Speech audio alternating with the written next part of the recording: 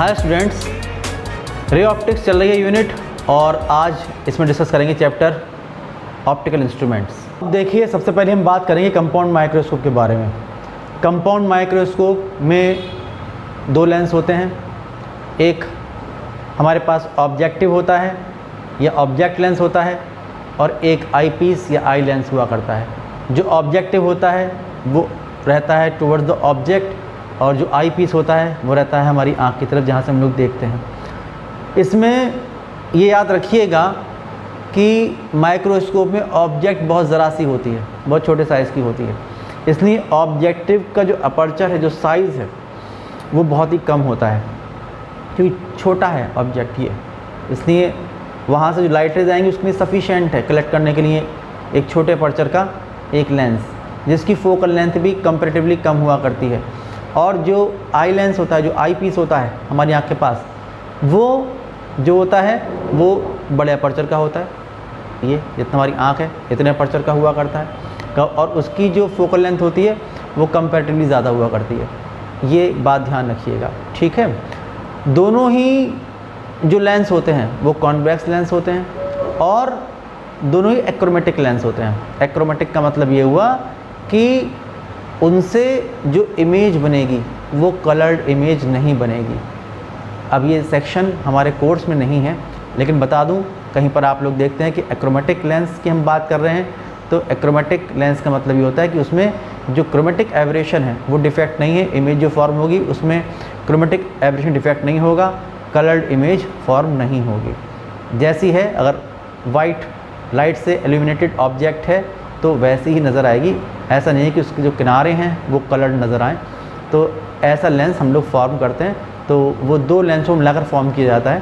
फ़िलहाल आप लोग ये ध्यान रखिएगा, जो दोनों लेंस हम लेते हैं यहाँ पर, एक ऑब्जेक्टिव और एक आई पीस, वो दोनों एक्रोमेटिक लेंस हुआ करते हैं। ओके, देखिए समझिए, इमेज फॉर्मेशन बहुत ही इंपॉर्टेंट है, कैसे इमेज फॉर्म होती है। तो ये मैं आपको बना के दिखा रहा हूँ, आप लोग को ऐसे बनानी, प्रैक्टिस करिएगा इस तरह बनाने की। देखिए, कंपाउंड माइक्रोस्कोप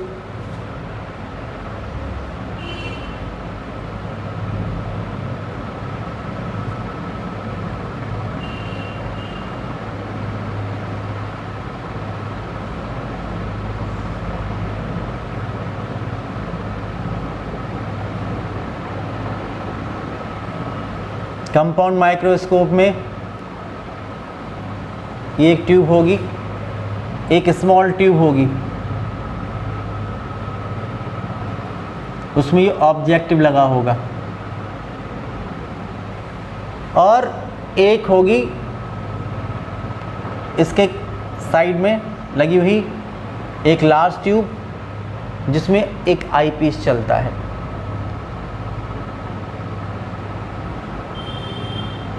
ये होता है आई पीस।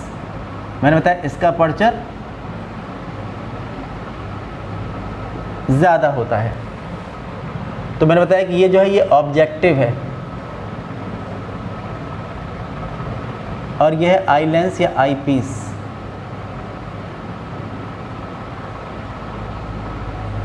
ये है, इसको मैं O से रिप्रेजेंट कर रहा हूँ, इसको मैं E से रिप्रेजेंट कर रहा हूँ।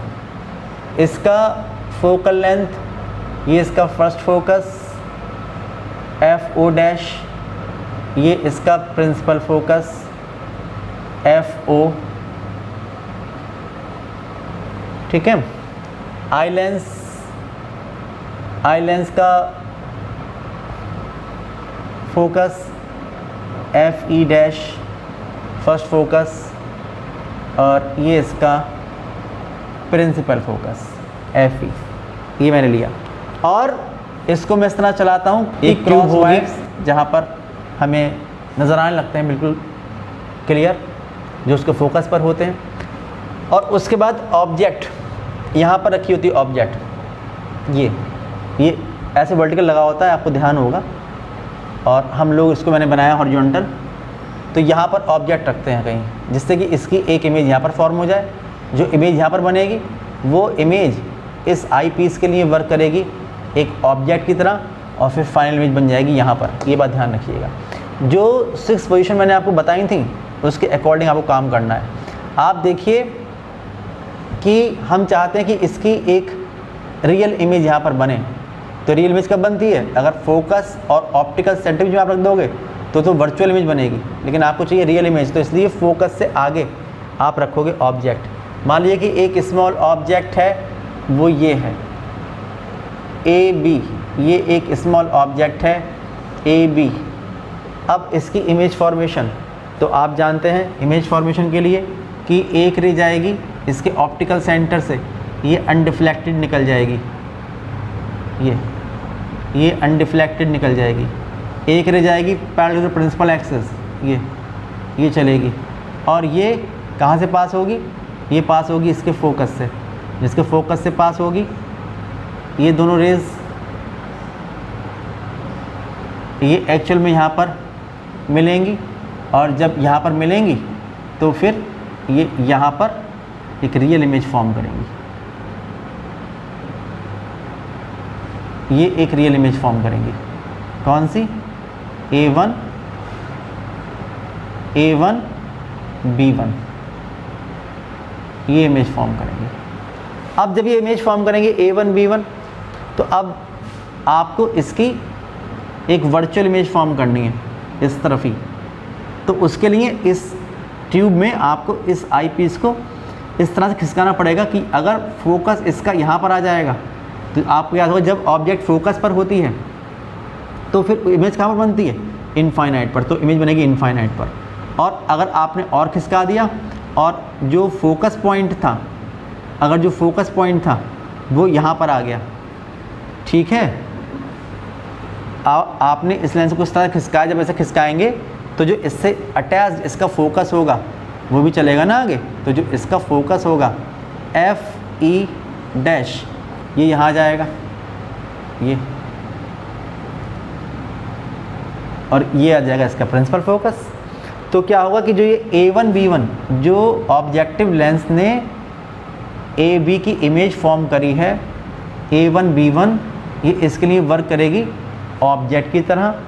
और आप जानते हैं कि जब ऑब्जेक्ट होती है ऑप्टिकल सेंटर और फोकस के बीच में, तो एक direct and virtual image and large image बनती है ऑब्जेक्ट के रेस्पेक्ट में। कैसे बनेगी देखिए, बताऊँ आप लोगों को कि एक रे तो जाएगी ऑप्टिकल सेंटर से, ये चली जाएगी, एक रे जाएगी पैरेलल टू प्रिंसिपल एक्सिस, ये जो ये रे जाएगी ये इसके फोकस से पास होगी,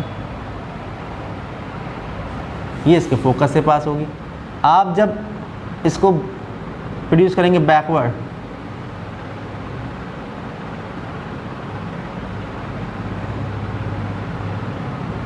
ये प्रोड्यूस करेंगे तो ये किसी न किसी पॉइंट से आती हुई अपीयर होगी। जिस पॉइंट से आती हुई अपीयर होगी, जिस पॉइंट से ये दोनों रेज आती हुई अपीयर होगी, यहाँ से देखेगा अगर आंख लगाकर,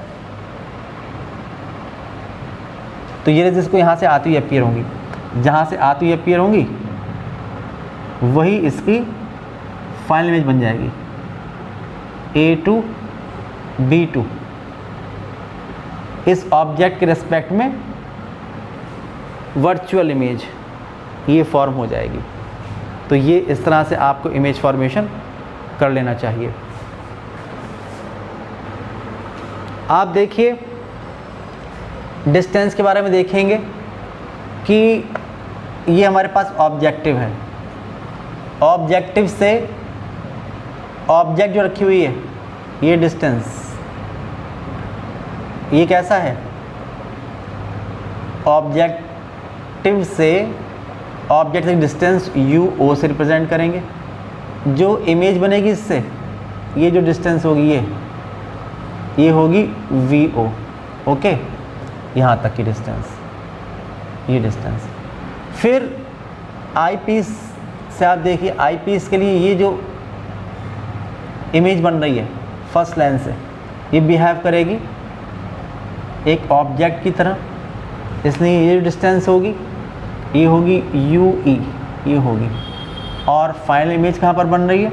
फाइनल इमेज बन रही है ये, तो यहाँ से लेके यहाँ तक की डिस्टेंस जो होगी ये होगी VE, ये होगी VE। साइन से देखेंगे, साइन कन्वेंशन से, तो ये कैसी होती है? माइनस की। ये कैसी होगी? प्लस की। ये कैसी होगी? माइनस की। ये कैसी होगी, माइनस की। तो ये सब बातें आप लोग समझ सकते हैं। अब कैसे इमेज फॉर्मेशन हुआ है ये मैंने आपको बता दिया। आप देखिए जो फाइनल इमेज बनेगी वो ये जो यहाँ से जो नज़र आ रही है इसको, ये ऐसे बनेगी कि जो ये देखने वाला ऑब्जर्वर है इसके लिए ये डी और इनफाइनाइट के बीच कहीं बनेगी फाइनल इमेज, तभी उसको नज़र आएगी। हम लोग यहाँ पर दो केस डिस्कस करेंगे कि when final image is formed at D and final image is formed at infinity. अगर मैं इस लेंस को थोड़ा पीछे खिसकाऊंगा तो आप देखिए इससे जो अटैच फोकस है ये पीछे आएगा, ये पीछे आएगा तो ये इसके फोकस पर आ जाएगी। जब फोकस पर होगी ऑब्जेक्ट तो फाइनल इमेज बनती है इनफाइनाइट पर, वो मैं आपको बाद में रे डायग्राम से समझाऊंगा। फ़िलहाल इस केस में हम लोग अभी जो डिस्कस करने वाले हैं वो डिस्कस करने वाले हैं इसकी magnifying power in general case. कहीं पर भी इमेज फॉर्मेशन अगर हो रहा है तो जनरल केस में जो मैग्नीफाइंग पावर होगी वो कितनी होगी, तो वो मैं निकाल के बताना चाहता हूँ आप लोगों को।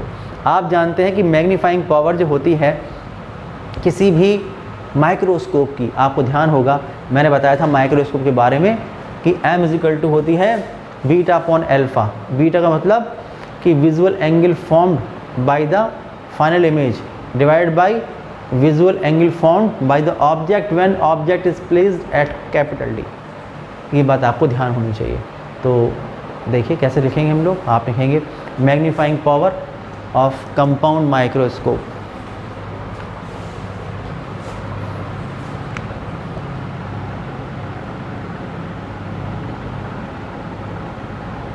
Magnifying power of compound microscope m is equal to beta upon alpha.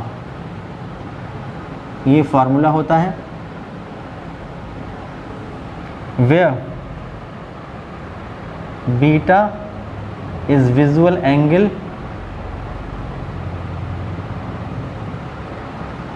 formed by the final image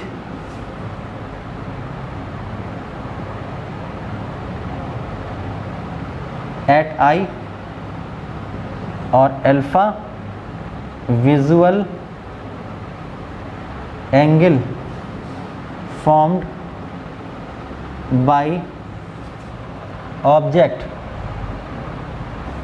at I when object is placed at capital D। ये बात बहुत ही इम्पॉर्टेंट है। अब आप देखिए कि पहले अगर आप लोग बीटा और अल्फ़ा निकालेंगे तो आपसे कहा जाए बीटा कहाँ पर है, तो ये एंगल बीटा है। देखिए ये एंगल तो बीटा है, फाइनल इमेज ये बन रही है और यहाँ पर आँख है तो इसके पास यहीं तो जितना एंगल बनेगा वही एंगल बनेगा आँख पर, तो इसका मतलब ये एंगल बीटा है, ये जो फाइनल इमेज बना रही है। तो चाहे तो इस ट्रायंगल से देखें और चाहे इस ट्रायंगल से देखें तो आप देखेंगे जो बीटा निकल के आएगा वो कितना आएगा, बीटा टेंजेंट बीटा के इक्वल होगा। ये होगा B1A1 अपॉन B1E, और B1E की वैल्यू पता है कि UE, अगर हम लोग पहले मैग्नीट्यूड ले लेंगे तो जो होगा वो होगा A1B1 अपॉन UE। अभी मैंने इसका साइन वगैरह नहीं लिया है इसलिए ऐसी बात कर ले रहे हैं, ठीक है ना। तो आप लिखेंगे कि in triangle A1B1E B1A1E we have, तो beta is equal to tangent beta, और टेंजेंट बीटा जो हो जाएगा होगा A1B1 upon B1E, A1B1 upon B1E ये हो जाएगा। एंड अल्फ़ा कितना होगा। अब अल्फ़ा इस फिगर में आप कहोगे कौन सा है, ये अल्फ़ा है, तो ये अल्फ़ा बिल्कुल भी नहीं है, ध्यान रखिएगा, क्योंकि यहाँ पर जो बात कही जा रही है ये बहुत ही इंपॉर्टेंट बात यह है कि when object is placed at D, यहाँ पर रखी होनी चाहिए। तो फिगर में तो वो है नहीं, आपको अलग से फिगर बनानी पड़ेगी, ये फिगर बनानी पड़ेगी कि ये आई है ई पर, ओके, और ये रखिए ऑब्जेक्ट, ये रखिए ऑब्जेक्ट, ऑब्जेक्ट कौन सी है, ए बी, और जितना एंगल, ये डिस्टेंस कितनी है, ये डिस्टेंस है डी, और जितना ये एंगल सबटेंड करेगी ये कौन सा एंगल होगा, ये एंगल होगा अल्फा, ये एंगल होगा अल्फा। ये डिस्टेंस कैसी होगी, माइनस के डी। अगर आप देखेंगे तो फ़िलहाल अभी माइनस प्लस की बात नहीं कर रहे हैं, आप अगर देखेंगे तो यहाँ पर जो अल्फ़ा होगा ये होगा A B upon B E, ये हो जाएगा इक्वेशन नंबर 3, ये हो जाएगा। समझ पा रहे होंगे। ये वैल्यू पुट कर दें 1 में, putting these values in 1,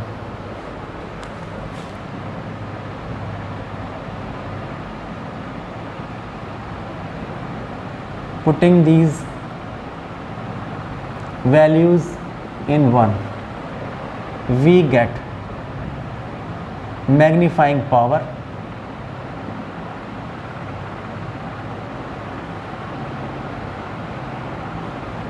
m is equal to beta upon alpha. Beta कितना है, a1 b1 upon b1 e divided by A B upon B E, ये हो जाएगा। इसका मतलब कि a1 b1 upon b1 e और मल्टीप्लाइड बाई ये हो जाएगा B E upon A B, ठीक है ना, ये हो जाएगा। इसको और इसको मिला लीजिए तो m इज इक्वल टू हो जाएगा a1 b1 upon A B multiplied by B E upon b1 e, ये हो जाएगा। सही है। अब आप देखिए a1 b1 upon A B, ये कितना है, ऑब्जेक्टिव के लिए देखिए कि for objective O, for objective O, आप जानते हैं कि m लीनियर मैग्निफिकेशन जो होता है वो कितना होता है, वो होता है size of image upon size of object equal to कितना आता है, इक्वल टू आता है v अपॉन u। तो आप देखेंगे यहाँ से कि साइज ऑफ इमेज कितना है, a1 b1 upon size of object A B is equal to v upon u। इसका मतलब vo अपॉन uo, ये हो जाता है, ये तो हो जाएगा। तो अगर साइन के साथ लेंगे तो कैसा होगा, vo कैसा, तो ये पॉजिटिव है, uo कैसा, ये नेगेटिव है, ठीक है ना, क्योंकि विद साइन अगर आप देखें तो a1 b1 कैसा, नेगेटिव, और ये पॉजिटिव, तो ये हो जाएगा। एंड जो बी ई अपॉन b1 ई लिखा है तो b कितना है, b is equal to minus U है, B E is equal to minus D है, और जो b1 ई है वो कितना है, ये माइनस यू ई। तो ये वैल्यूज पुट कर दीजिए, putting these values, putting these values, तो क्या मिलेगा, m इज इक्वल टू मिल जाएगा, जहाँ लिखा है a1 b1 upon A B, ये होगा plus V O upon minus U O multiplied by B E है minus D upon minus U E. आप देखिए इससे कैंसिल, और यहाँ पर केवल माइनस बचेगा, तो m इज इक्वल टू हो जाएगा कि minus V O upon U O multiplied by D upon U E. ये जनरल केस मेरे पास निकल के आता है,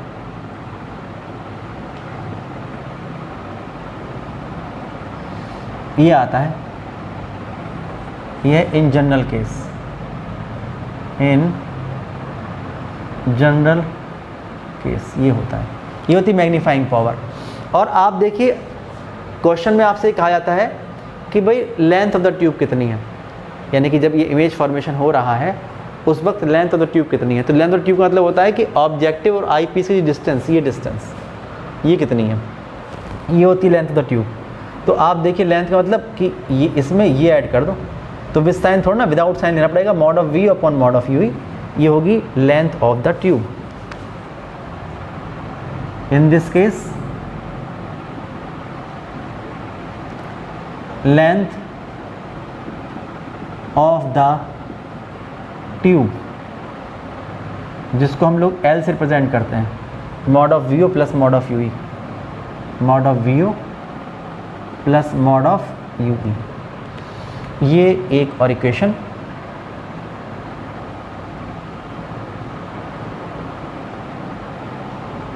हमारे पास आ जाया करती है।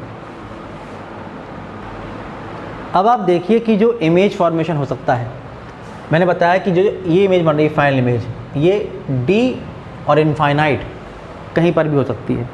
तो हम लोग जो बात करेंगे, हम लोग बात करेंगे लिमिटिंग पॉइंट्स की, कि डी पर बनेगी तब क्या होगा, इनफाइनाइट बनेगी तब क्या होगा, और कहीं पर ही बनेगी तो ये फार्मूले हैं ही आपके पास। लेकिन जो हमारे पास लिमिटिंग पॉइंट्स हैं, यानी कि फाइनल इमेज बनेगी डी पर तब क्या होगा, बनेगी इनफाइनाइट पर तब क्या होगा। जब डी पर बनती है तो आप कहते हैं फॉर क्लियर विज़न, और जब बनती है इनफाइनाइट पर तो आप कहते हैं इन नॉर्मल एडजस्टमेंट, या when final image is formed at infinity, या for relaxed I.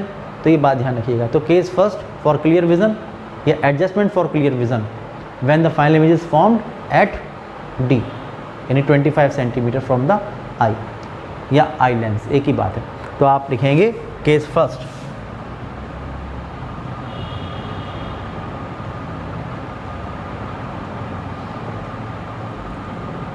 Adjustment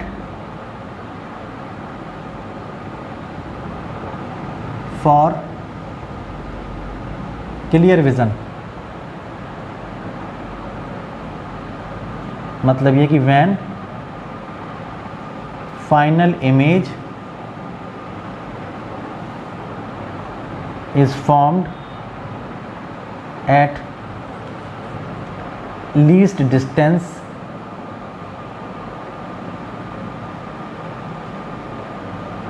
of distinct vision,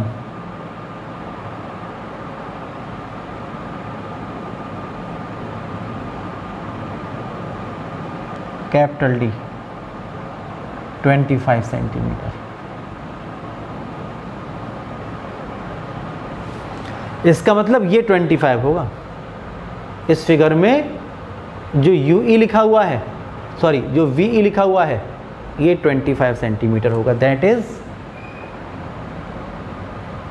कि VE is equal to minus D या माइनस 25 सेंटीमीटर, ये होगा। तो आप लोग क्या करेंगे कि आप लोग भाई ये जो बन रही है, ये जो इमेज फॉर्मेशन हो रहा है, तो ये तो इस पर डिपेंड कर रहा है ना। अगर आप लोग इसको पीछे खिसका देंगे, ये फोकस यहाँ पर आ जाएगा तो बनेगा इनफाइनाइट पर, थोड़ा इधर खिसका देंगे तो बनेगा 25 पर। तो ये तो डिपेंड करता है आई पीस पर। तो आप लोग लेंस फॉर्मूला लगा दीजिए आई पीस के लिए। आप लिखेंगे कि for eyepiece E, for eyepiece E from lens formula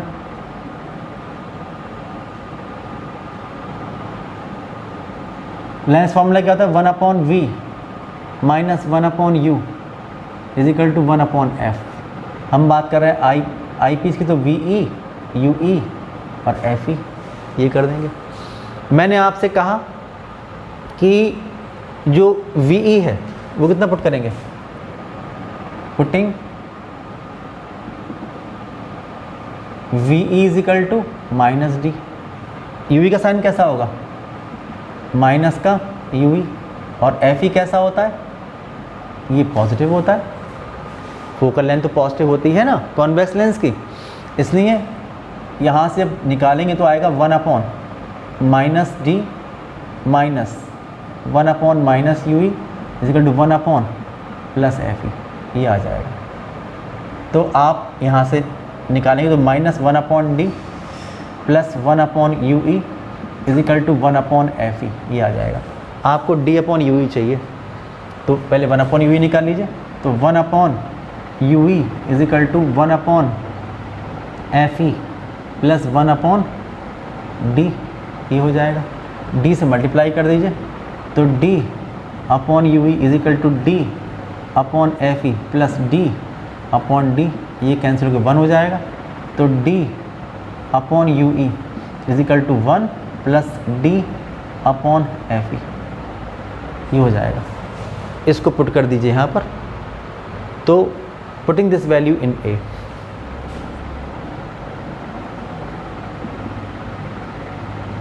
putting this value in A, तो magnifying power when final image is formed at D, तो M सफिक्स D से रिप्रेजेंट कर रहा हूँ, कितना होगा, ये होगा minus VO upon UO, because इसमें तो कोई चेंज हुआ नहीं है, और जहाँ लिखा है D अपॉन UE वो होगा 1 प्लस D अपॉन FE, ये फॉर्मूला निकल के आता है।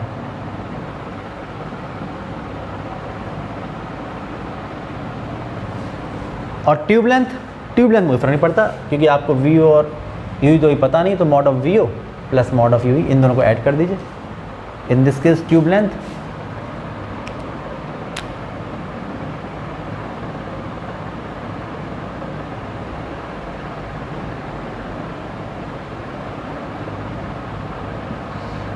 When final image is formed at D, तो L सफिक्स D कह देते हैं, is equal to mod of VO plus mod of UE, ये कह देंगे।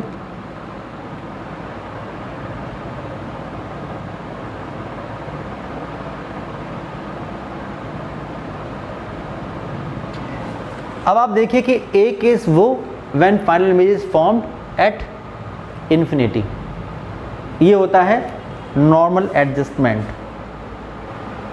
केस सेकंड देखिए,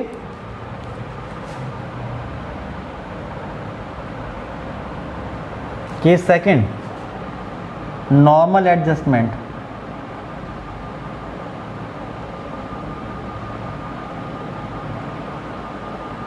when final image is formed at infinity, that is for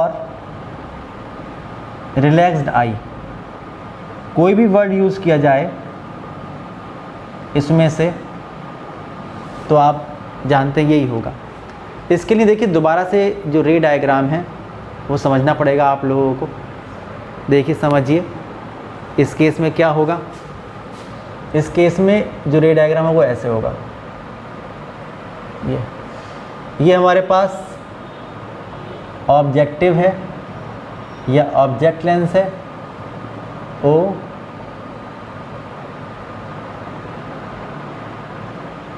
objective okay, ये इसका फर्स्ट फोकस FO डैश, और ये इसका प्रिंसिपल फोकस FO। मैंने बताया कि जब कोई ऑब्जेक्ट फोकस से ज़रा सा आगे रखी होगी, ये रखी एक ऑब्जेक्ट AB, तो इसकी एक रियल इमेज फॉर्म होगी। रे डायग्राम में देखिए एक रे जाएगी A से, इसके ऑप्टिकल सेंटर से, वो बिना किसी डिफ्लेक्शन के, बिना किसी डेविएशन के पास हो जाएगी। एक रे जाएगी parallel to the principal axis, ये जाएगी और ये इसके फोकस से पास होगी। जब फोकस से पास होगी तो ये दोनों रेज जो हैं ये जहाँ पर एक्चुअल में एक दूसरे को कट करेंगे या मिलेंगे, ये तो ये इसकी एक रियल इमेज फॉर्म करेंगे। ये बनेगा A1 B1, जो कि आपने देखा था, यहाँ तक मैंने बना दिया। अब जो ट्यूब लगी हुई है यहाँ पर, एक थोड़ी चौड़ी ट्यूब लगी हुई है, उसमें आई लेंस लगा, आई लेंस को लेके आएंगे ये, और ये उसका फोकस चला, तो जैसे ही फोकस इस पर आएगा वैसे ही, जैसे फोकस पर ये A1 B1 आएगा वैसे बनेगी फाइनल इमेज इनफाइनाइट पर। तो आप ये बनाएंगे इसका आई पीस,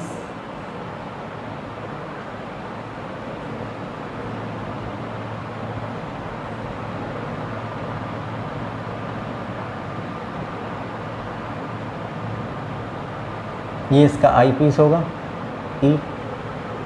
आप देखिए कि एक रे ये फोकस यहाँ पर आ जाएगा, इसका फर्स्ट फोकस ये होगा एफ ई डैश, यहाँ आ जाएगा इस पॉइंट पर, और प्रिंसिपल फोकस इधर आ जाएगा एफ ई,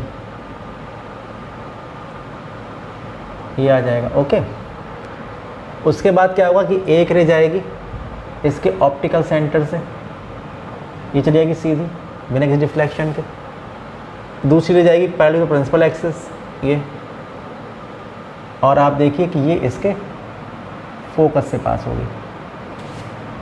ये दोनों रेज कहीं मिलेंगी नहीं, और बैकवर्ड प्रोड्यूस कराने पर इनफाइनाइट से आती हुई अपीयर होंगी। तो इसका मतलब ये हुआ कि जो इसकी फाइनल इमेज बनेगी कहाँ पर बनेगी, इनफाइनाइट पर। सही है ना। ये आपको रे डायग्राम बना देना चाहिए।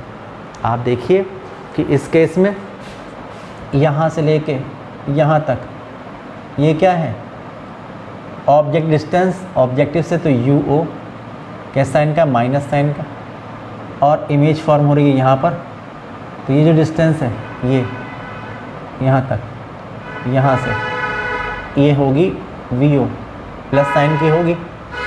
और आपने देखा कि इस केस में इनफाइनाइट पर कब बनती है इमेज, तब बनती है जब जो ऑब्जेक्ट होती है आई पीस के लिए, यानी कि यू ई, ये इसके फोकस पर होती है, यानी माइनस यू ई जो है ये माइनस एफ ई के इक्वल हो गया, तब ऐसा होगा। तो इस केस में जो भी आपने ड्राइव किया था, जहाँ पर जो यू ई लिखा था वहाँ पर एफ ई पुट कर देंगे तो एम निकल के आ जाएगा। बात समझ में आ रही है ना।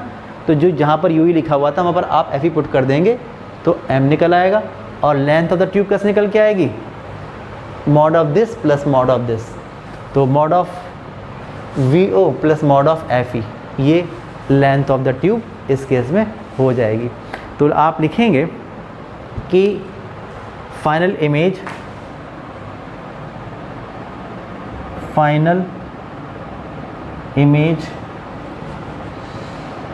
will be formed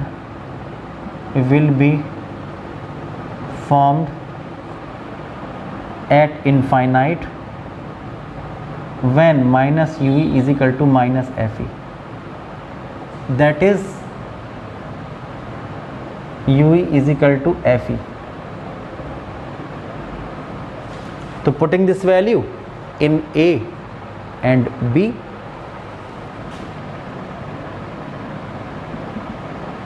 putting this value in A and B, we get, देखिए magnifying power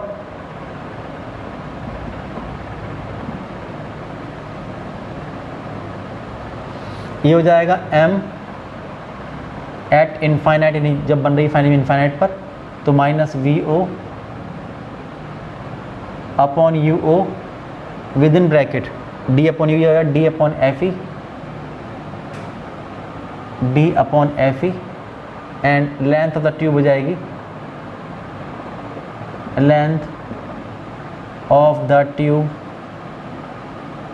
L at infinite mod of VO plus mod of FE।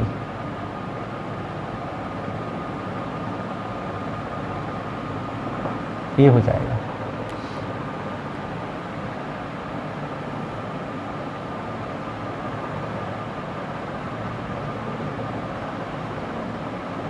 Suppose question number ई और क्वेश्चन नंबर एफ, ये आ जाएगी। आप देखिए कि जो नेगेटिव साइन है, ये नेगेटिव साइन और ये नेगेटिव साइन, इससे पता लग रहा है कि जो फाइनल इमेज फॉर्म होगी यहाँ या यहाँ, जो भी फाइनल इमेज फॉर्म होगी वो जो ऑब्जेक्ट ए बी है उसके रिस्पेक्ट में इन्वर्टेड होगी। माइनस साइन का मतलब ये है। दूसरी बात ये, हमारा एम ये है, हम चाहते हैं कि जो मैग्नीफाइंग पावर हो वो ज़्यादा हो, जिससे कि हम लोगों को एक बड़ी इमेज मिले। तो उसके लिए आप देखें कि चाहे ये फार्मूला हो, चाहे ये फार्मूला हो, चाहे ये फार्मूला हो, आप देखिए कि उसके लिए जो UO है वो स्मॉल होना चाहिए। UO का मतलब हम लोग जो ऑब्जेक्ट रख रहे हैं AB ऑब्जेक्टिव से वो कम डिस्टेंस पर होना चाहिए। लेकिन आप जानते हैं ज़्यादा कम डिस्टेंस पर लेंगे तो वो आ जाएगी फोकस और ऑप्टिकल सेंटर के बीच में, और इमेज यहाँ की बजाय यहीं बन जाएगी, तो वो पोजीशन हमें नहीं चाहिए। इसलिए फोकस के पास, जितना पास हो फोकस के, उसके फोकस के उतना ही पास रखना चाहिए। दूसरी बात ये है कि UO कम और VO ज़्यादा होना चाहिए। तो VO ज़्यादा तभी होगा जितना पास ये होगा, उतनी ही दूर ये इमेज बनेगी तो उतना VO होगा।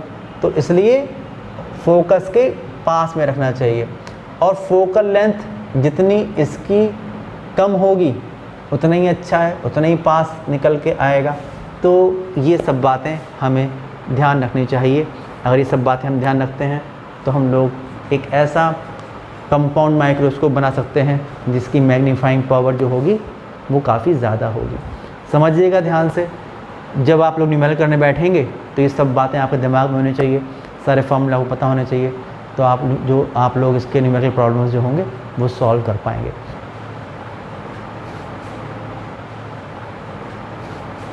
आज के वीडियो में इतने रखते हैं। नेक्स्ट वीडियो में हम लोग बात करेंगे एस्ट्रोनॉमिकल टेलीस्कोप के बारे में। तब तक के लिए बाय बाय।